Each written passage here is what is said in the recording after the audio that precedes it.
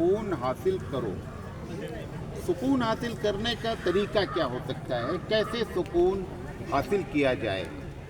तो अबुल कलाम आज़ाद रहमतुल्लाह अलैह ने उस पर एक ख़त लिखा है एक निकाह की महफ़िल में कि मेरा ये पैगाम निकाह की महफ़िल में पढ़ दिया जाए, मैं हाज़िर नहीं हो पाऊँगा। वो जो उन्होंने बात कही वो एक बात आपसे करना चाहते हैं। अबुल कलाम आज़ाद रहमतुल्लाह अलैह ने लिखा है कि सुकून हासिल करने की सबसे पहली पॉलिसी ये है कि आप इग्नोर करें। इग्नोर का मतलब मियाँ बीवी के दरमियान में ज़्यादा से ज़्यादा दरगुजर की पॉलिसी अख्तियार की जाए। और दलील उन्होंने जो दी है वो ये है कि अल्लाह ताला ने आदम अलैहिस्सलाम को पैदा किया, एक मुजस्समा बनाया और कहता है वनफ़ख़्तु फ़ीही मिन रूही, और आदम में रूह डाली और आदम चल पड़े।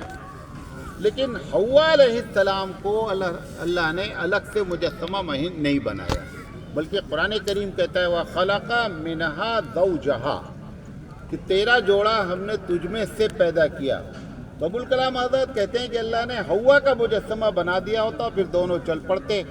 ये हव्वा को आदम से पैदा करने का मतलब ये है कि दुनिया वालों को ये बताना मकसूद है कि ये तुम्हारी जो बीवियां हैं ये तुम्हारे जिस्म का एक हिस्सा है, इनके साथ आप वैसे बर्ताव करें जैसे आप अपने जिस्म के साथ बर्ताव करते हैं। फिर मिसाल दी है उन्होंने कि हमारा जिस्म कभी हमको तकलीफ़ पहुंचा देता है। मिसाल के तौर पर बहुत कॉमन बात है कि ज़बान को दांत कभी कभार क्या करता है, बहुत बुरी तरीके से काट देता है।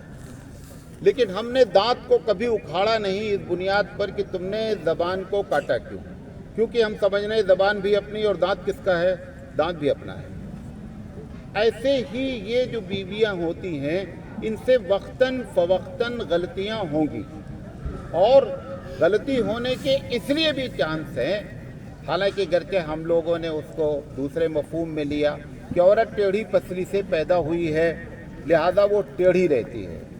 ये जुमला अच्छा जुमला नहीं है, क्योंकि तख्लीक इलाही में कोई ऐब नहीं होता है।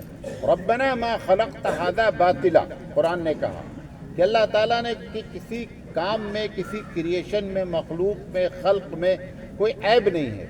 वो बाईं पसली से जो पैदा किया गया कि हदीस है, पसली भी टेढ़ी है। अल्लाह के रसूल ने फरमाया कि इसको सीधा करने की कोशिश नहीं करना, सीधा करने की कोशिश करोगे ये टूट जाएगी, टेढ़ा रहते हुए ही काम निकालना है। तो होशियार शौहर वो है कि इस टेढ़ेपन को इस्तेमाल करे, और इस्तेमाल करने का तरीका यही है कि ज़्यादा से ज़्यादा दरगुजर की पॉलिसी अख्तियार करे जैसे वो अपने जिस्म के साथ इस्तेमाल करता है। अगर ये पॉलिसी अख्तियार करेगा तो दोनों बहुत ज़्यादा सुकून से रहेंगे। अब सवाल ये है कि कितना दरगुजर किया जाए, क्या क्राइटेरिया है, क्या मेयार है, क्योंकि गलती तीन तरीके से होती है।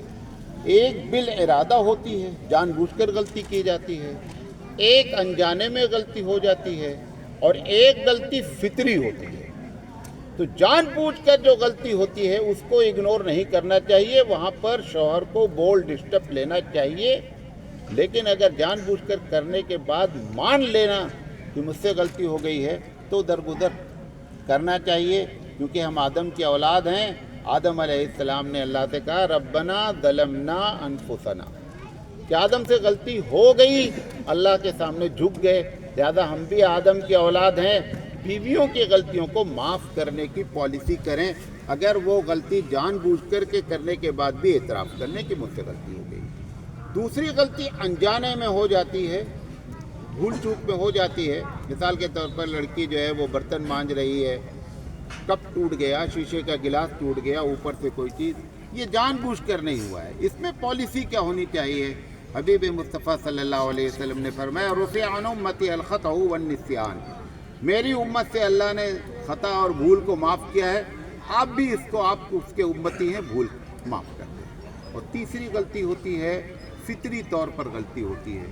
अब मिसाल के तौर पर शादी जब होती है तो उससे पहले लड़का कभी 12 बजे रात में घर में आ रहा है, 11 बजे आ रहा है। अब शादी के बाद अगर यही रवैया रहा तो उसकी नाराज़गी कभी कभी होगी। वो नाराज़गी नेचुरल है, वो फितरी नाराज़गी है।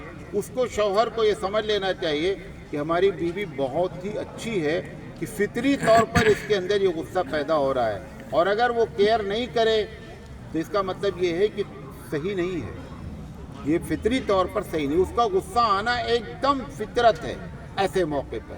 تو اس طریقے سے اگنور کرنے کی پالیسی اختیار کرنی چاہیے، تو انشاءاللہ زندگی کیا ہوئے آسانی سے گزرے گی۔ ہم 7 منٹ بول چکے ہیں، 5 منٹ اور دوسری چیز کیا ہے، اللہ تعالیٰ نے بڑا احسان کیا ہے۔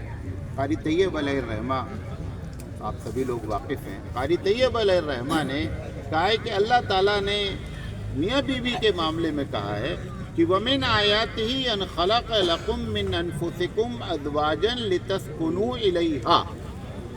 اللہ تعالیٰ نے کہا یہ میری نشانیوں میں سے ایک نشانی ہے۔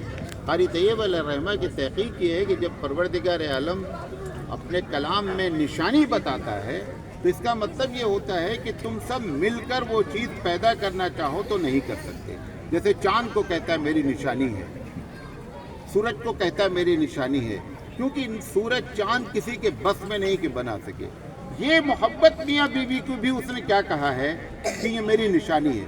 پتہ چلا میاں بیوی کی جو محبت ہے یہ ہوتی نہیں ہے، یہ رب کی جانب سے ڈالی جاتی ہے، اس لیے اس نے کہا ہے کہ یہ میری نشانی ہے۔ آپ دیکھیں 2 دن 1 دن شادی کے ہوتے ہیں اور لڑکے والے 2-4 دن کے بعد کہنے لگے یار کہ ہمارا لڑکا ایک دم لٹو کی طرح اس کے پیچھے ناچ رہا۔ ایسی بات نہیں ہے، وہ جو انجیکشن مارا گیا ہے نا محبت کا، وہ بہت ہائی ایم جی کا اللہ نے مارا، وہ اس کے اثرات ہوتے ہیں، اور وہ مارتا اس لیے انجیکشن ہے اتنا ہائی کیونکہ ایک لڑکی کو اپنا گھر چھوڑنا ہے، اپنے دوست، اپنے احباب، محلہ سب کچھ چھوڑتی ہے محض ایک آدمی کی محبت پر۔ اگر وہاں سے ساری طرف کی محبت نہیں ملے گی تو اس کو انگلش میں کہتے ہیں ہوم سکنس، میکا یاد آنا لگے گا۔ اور اگر شوہر کی طرف سے سارے لوگوں کی محبت ملے گی تو کچھ دن میں وہ کیا ہوتے، بعض عورتیں آپ دیکھتے ہوں گے 15 سال 20 سال تک میکے نہیں جا رہی۔ کیونکہ وہ حقیقت میں وہ محبت جو اللہ نے ڈالی تھی اس کے اثرات ہیں کہ اس کی بنیاد پر وہ ساری زندگی گزارنے کے لیے کیا ہوتی ہے، تیار ہو جاتی ہے۔ تو یہ اللہ تعالیٰ نے کمال کیا کہ اس نے یہ محبت ڈالی۔ پھر ابوالکلام آزاد نے اس میں ایک نقطہ پیدا کیا کہ آگے جو آیت ہے کہ وَجَعَلَ بَيْنَكُمْ مَوَدَّةً وَرَحْمَةً، کہ اللہ تعالیٰ نے مودت پیدا کی اور رحمت، 2 لفظ استعمال کیا۔ جو لوگ قرآن سے واقف ہیں سمجھ رہے ہیں کہ ایک لفظ مودت ہے اور ایک لفظ رحمت ہے۔ تو ابوالکلام آزاد رحمۃ اللہ علیہ نے لکھا ہے کہ شروع کا 55 سال تک جو انجن گھسیٹتا ہے وہ محبت والا ہوتا ہے، 55 سال کے بعد یہ انجن ویک ہو جاتا ہے، آدمی کو بیوی کو شوہر کی ضرورت کم ہونے لگتی ہے، یہ انجن ویک ہو جاتا ہے۔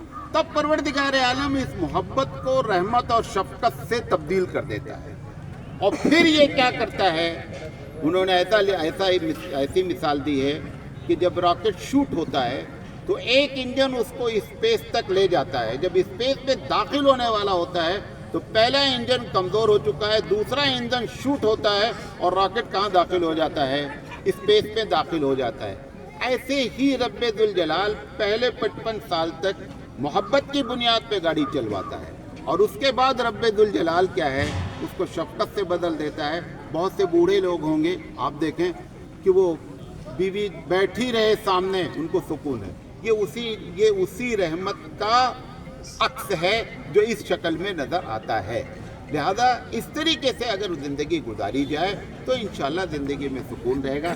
یہ باتیں آپ کے سامنے رکھنا چاہتے تھے۔ اللہ تعالیٰ سے دعا ہے کہ اللہ تعالیٰ کہنے سے زیادہ عمل کرنے کی توفیق عطا فرمائے۔